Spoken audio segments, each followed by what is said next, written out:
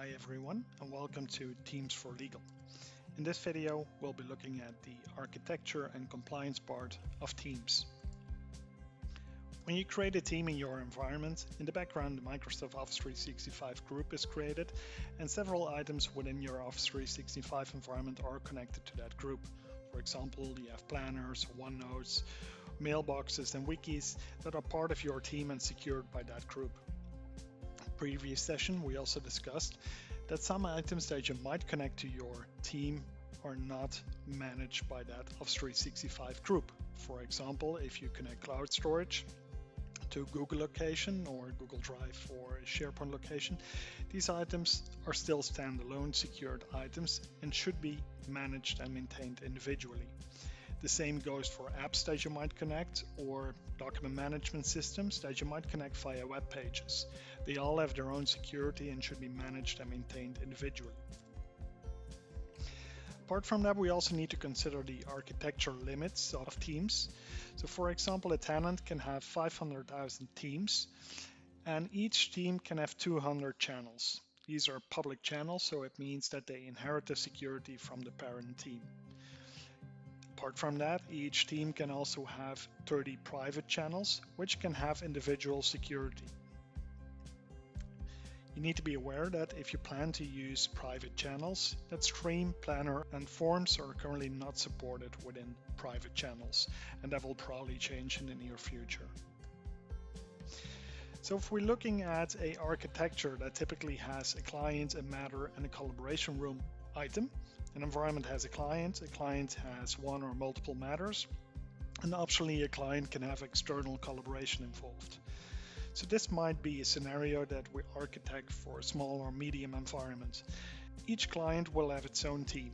Within that team, we have a general channel, which is used for client-related information or an overall agreement or task list that apply to the yearly evaluation of the client.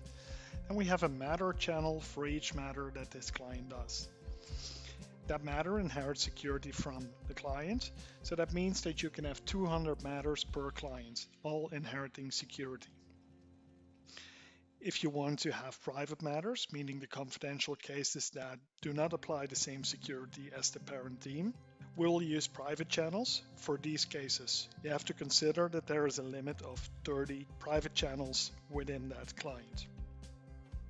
Apart from that, you can also use a private channel for collaboration room purpose with your client, where you involve the external users or the clients.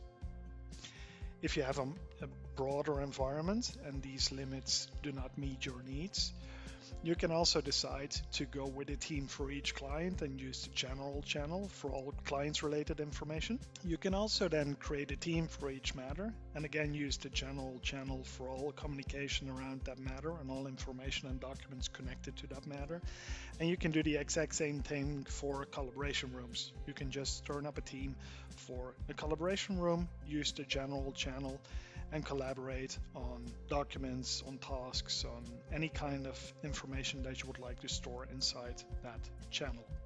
There are a few things that we would like to address from a compliance point of view to help you make your team's project a success. First, consider that a team on its own is not a goal.